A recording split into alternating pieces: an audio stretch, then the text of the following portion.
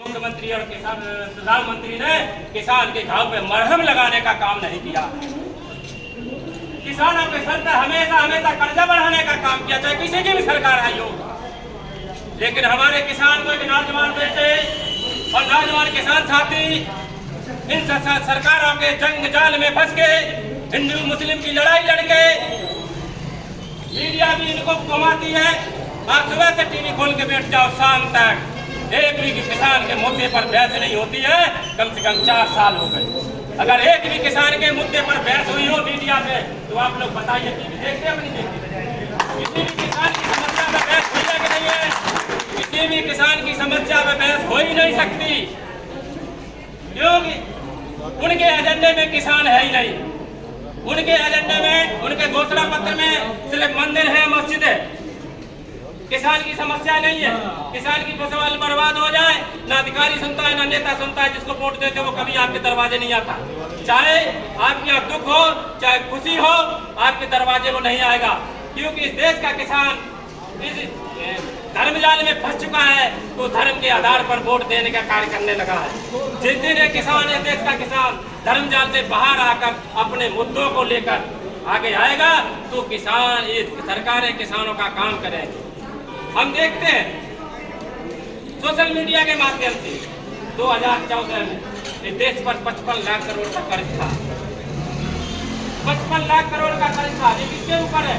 ये प्रधानमंत्री या मुख्यमंत्रियों के सर पे कर्जा नहीं है।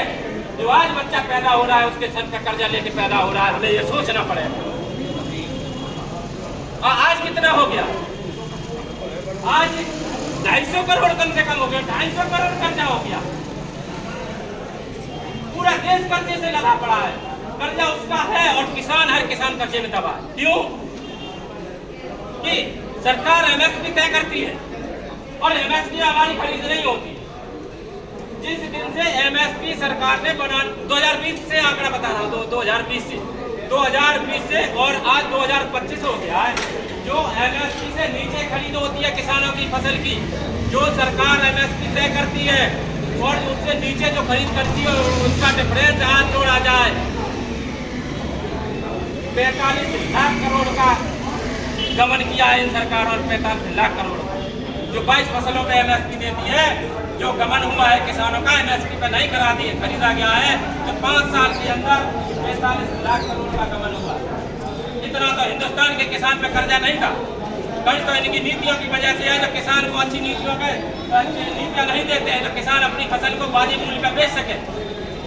अब सोचने की बात है, जब किसान जागा तो आंदोलन किया कि जो सरकार एमएसपी तय करती है उसका रेट हमें मिलने के लिए कानून बनाओ। जो एमएसपी पे सरकार खरीदे तो खरीदे, और बचा हुआ जो किसान का अनाज है, वो कानून होना चाहिए कि एमएसपी से नीचे कोई व्यापारी नहीं खरीद पाएगा, उसे जेल होगी। लेकिन ये सरकार एमएसपी कानून बनाने के लिए तैयार नहीं है। 14 महीने से आंदोलन चल रहा था पंजाब और हरियाणा बॉर्डर पर। केंद्र सरकार और पंजाब की सरकारों ने धोखे में वार्ता के कहने पर, वार्तालाप करने के बहाने पर किसानों को बुलाया और वहीं बीच में गिरफ्तार कर दिया। और जो हमारे बुजुर्ग किसान टेंटों में बैठे थे, उसके टेंटों पे बुलडोजर चला दिया और किसान घर में चुपचाप बैठा। जब तक हिंदुस्तान का किसान निकल के सड़कों तक नहीं पहुंचेगा, हम किसान नेताओं पर, किसानों पर ऐसा ही अत्याचार होता रहेगा। हमें सोचना है, आगे बढ़ना है। अब करते हैं इस तहसील की बात। इस फर्श पे बैठे या जितने खड़े किसान, कोई भी किसान कह दे इस तहसील में बिना पैसे के काम करा के जाता हूँ या एक बार में काम करा के जाता हूँ, या बैठा हुआ हर एक कर्मचारी ये मानसिकता लेके बैठा है कि हमें अपनी तनख्वाह से बचानी है और सारा खर्चा हमें किसानों के खून चूस के अपने हमें करना पड़ेगा। मैं देख रहा हूँ कितने बज गए, 12:30 बजे। 2 घंटे से किसान यहाँ लाइन में लगा है, अर्थ नहीं मिल रही है। किसान का कीमती समय है, लेकिन लाइट की व्यवस्था क्यों नहीं की जा रही? इन्वर्टर की व्यवस्था क्यों नहीं की जा रही? क्योंकि किसान कहता नहीं है, चुपचाप इसी बरामदे में बैठा रहता। अरे डंडा उठाओ, लाठी उठाओ। जो कर्मचारी काम नहीं करता उसके पिछवाड़े में फेंको। मैं कहता हूँ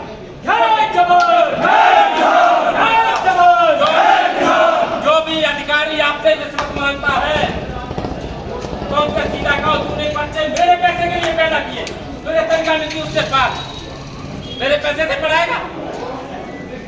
समझा उसको?